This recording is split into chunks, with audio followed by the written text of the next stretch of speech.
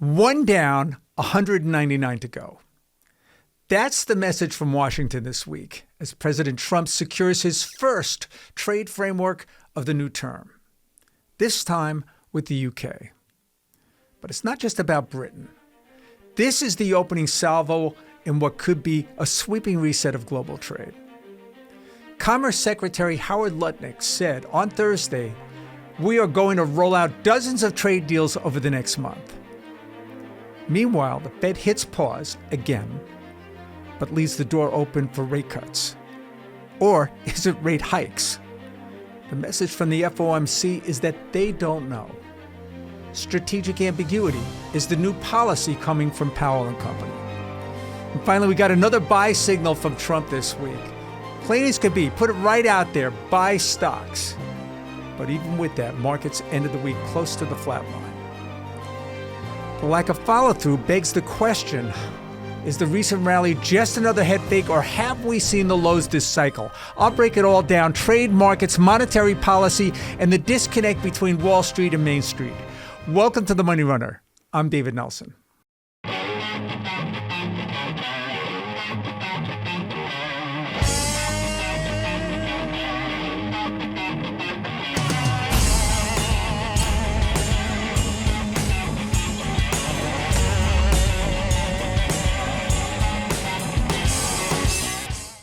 We said it right at the top. One down, 199 to go. There are about 200 countries that trade with the United States.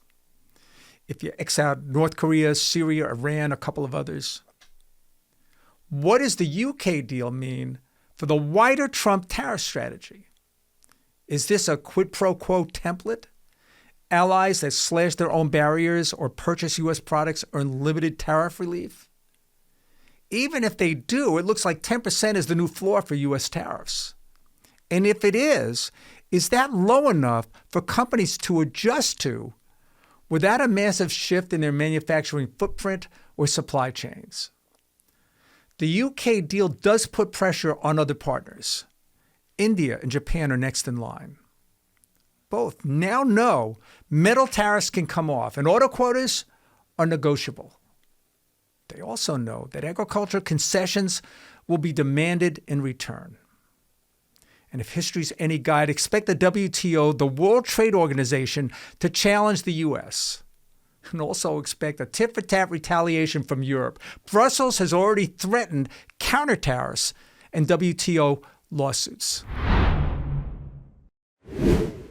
Finally, what are the implications for Treasury Secretary Scott Bessent's talks with China over the weekend?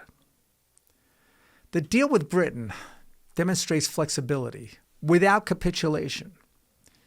UK metal duties were cut, yet guarding the 10% wall. Washington shows Beijing that sector-specific relief is possible if China addresses U.S. priorities like fentanyl, forced tech transfers, and market access. It also sets up an 80% to 10% bargaining ladder. President Trump's social media post about an 80% China rate seeming right positions any eventual cut as a U.S. concession. Bottom line, a lot of moving parts. The UK deal showcases how countries can escape the harshest U.S. tariffs. And if the UK deal becomes the default model for the administration, it signals to Beijing, Brussels, and Tokyo that Washington's protective 10% shield is here to stay, unless they pay for exemptions on America's terms. All right, let's go to the charts. Take a look at the chart on your screen. I've been putting this up the last couple of weeks. Monster move off the lows from just a couple of weeks ago, almost 17%. All right, we did cross above what I call that Liberation Day line in the sand that goes back to April 2nd. The question is now, are we going to start living above that line? All right. I'm on record having said that we put the lows in. Those lows that we saw on April 7th, I think that's the lows for this cycle. I think we have a new playing field. I can't make a case that we're going to rocket out of here. We still have too many problems to deal with. But we now have a new playing field, and we know where the buyers are. You know, they're somewhere down there. That was the capitulation low. and we got a lot of wood to chop. Good news is that the 200-day moving average, that line in yellow, starting to point up again. All good news. The bad news is we're not getting much of a signal this earnings season. We're getting the usual, the usual beats, maybe a little less than normal. But got to remember, that's backward looking. We're looking at the first quarter. These earnings reports that are coming now, they have nothing to do with what's taken place since April 2nd. The one thing we are learning is that CEOs have opted to not give us any earnings guidance at all. And why should they? All right. They don't know. They don't know how this trade situation is going to play out. And in most cases, they're giving no guidance. And in some cases, they're even guiding lower for the rest of the year. It's in their best interest to do that. They can reset the bar. There is no upside to giving guidance right now when you don't know. They can reset the bar and make it a little easier in the back half of the year to beat earnings, which is, of course, what every management team wants to do. You can't have a conversation about markets without talking about the Federal Reserve. We had a Fed decision day on Wednesday this past week. Here are 5 takeaways that I got from the press conference and the press release that day. The Fed drops easing bias from the press release and replaces it with what I call strategic ambiguity. It doesn't seem like they have a real handle on what to do at this point. They seem to be coasting, and they're going to be reactive. They're not going to be anticipatory. There's obviously a war going on between President Trump and Jay Powell. The president wants them to cut rates, and Jay Powell, maybe he's pushing back and being stubborn, but he's not seeing it. He wants to see it. He wants to see the whites of the eyes, so to speak, and he wants to see that inflation has been completely stamped out. Or the other side of the dual mandate is that employment is falling off a cliff before he's going to act. He's not going to be preventive in any measure. That's the first thing. The second thing that I got, the second takeaway is he talked a lot about the tariff shock and stagflation risk. And I want to talk about that for a second. There seems to be a massive concern about tariffs and what it could mean. And I've expressed some of these concerns. But it begs the question, is if tariffs are so god-awful, bad, and all these problems can come from it, then why are countries like China, Europe, and other parts of the world with higher tariffs than the United States, why are their central banks cutting rates? How come they're getting away with that? Food for thought. We're going to have to talk about that. Jay talked about the labor market holding, but cracks are forming. I would agree with that. And the one thing for certain that Jay Powell is talking about, the Federal Reserve, other governors are talking about, and just about every bulge bracket economist out there has mentioned, there seems to be a big disconnect between the soft and hard data. What do I mean by that? Well, soft data is sentiment-based data, surveys, things like consumer confidence. Hard data is something like, non-farm payrolls or the unemployment rate or the weekly jobless claims that we get every week. And right now, the soft data is falling off a cliff, but we're not getting confirmation on the hard data. And that's going to have to be resolved at some point in the future. A lot of economists believe that hard data is going to start to fall in the weeks and months ahead. And if it does, then we're going to have to ask the question, will the Fed react to that? Or will the president blink and maybe roll back some of these tariff strategies? And finally, the last thing is Jay Powell was he pushed back pretty hard about the concept that President Trump can push him around. And I would have to say that Jay's probably right on that. I think the president has decided to back off on that. There's less than 13 months now in Jay Powell's term, and President Trump will get his stamp on the Federal Reserve. He'll get his stamp on the Federal Reserve soon enough.